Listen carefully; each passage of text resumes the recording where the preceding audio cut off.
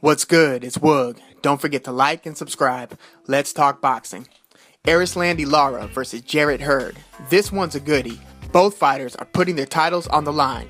Lara is a 34-year-old veteran from Cuba, excellent boxer, a southpaw, great defensive fighter, underrated puncher. He has 2 losses, but both of those losses were undeserved. First, losing a decision to Paul the Punisher Williams in a fight that I thought Lara dominated, continuously coming over the top and punishing the Punisher with looping left hands that Williams just couldn't figure out. But Lara was the less celebrated and less marketed fighter at the time, and Williams earned the decision based on volume, even though that volume was seldom landing and allowing Lara to pick him apart. Bad decision from the judges. Lara's second loss was against Canelo Alvarez in a fight that I thought Lara won by a couple of rounds, controlling most of the action and landing the cleaner punches, but it was a close fight. I didn't think that Canelo deserved the win, but wasn't surprised by the decision. Lara is a fighter who neutralizes his opponent's strengths and has a way of reducing their output while landing his punches from different angles and counterpunching effectively. In fact, his latest KO 2 fights ago versus Yuri Foreman came with a beautiful counter uppercut that ended the fight. That knockout aside though, Lara doesn't really have a crowd-pleasing style. He has mastered what's known as the sweet science of boxing, but a lot of casual fight fans aren't big fans of the chess match that often occurs at the highest levels of boxing. They want the blood and the drama, and sometimes Lara has periods of inactivity or too much movement away from his opponent where the pace of the fight gets boring to many, to where you start hearing the crowd booing through much of the fight. Great boxer, one of the best in the business, not the greatest entertainer. And I think that will come back to bite him yet again versus Jarrett Hurd, who's always coming forward, always pressuring his opponent, often willing to take a punch or two in order to come in and land the harder shots. Hurd's a big boy, and it's really tough to keep him at bay, as was the case in his last fight, a 10th round TKO stoppage of former champ Austin Trout, another technical boxer who was trying his hardest to stand his ground versus Hurd, but was eventually overwhelmed by the pressure and power. Now, before this recent heavyweight title fight between Anthony Joshua and Joseph Parker, I predicted that Joshua was likely to win via decision in a close fight, and that he would be rewarded the close rounds and the slow, inactive rounds. And that's how the fight eventually played out. In this fight, I think that the fighters' styles favor Hurd because of the optics.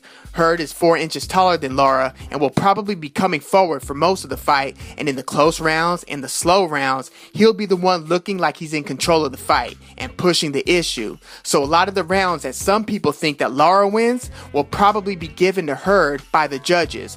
1, because Hurd looks like he's winning, based on his size and his aggression, compared to Lara's selective punch output and more defense-oriented style. And 2, because Hurd is the younger, more marketable fighter going forward. Erislandy Lara is a superstar fighter's nightmare. He has way more game than name, and he isn't a huge box office draw, but wins almost all of his fights and makes spectacular fighters look bad and uncomfortable and ordinary.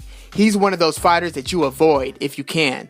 Hurd, on the other hand, is a young, undefeated knockout puncher whose name is actually growing faster than his accolades. He's won 9 out of his last 10 fights by knockout or stoppage. By rewarding him with the decision, you get Lara, the less exciting fighter and tougher sell, out of the way and make room for bigger and more exciting fights down the line, like Hurd versus Jermell Charlo, or Hurd versus Saddam Ali, the guy who upset Miguel Cotto in his farewell fight. It's not fair, but I think that the business aspect of matchmaking will unfortunately play a role, and giving Hurd the controversial decision versus Lara, the same way Canelo was given his, creates more money fight making opportunity. But politics aside, what I expect to see in the ring is Lara neutralizing Hurd's aggression. I think that he'll snap Hurd's head back with his punches. The question is whether Lara will hit Hurd hard enough to earn his respect and slow his output.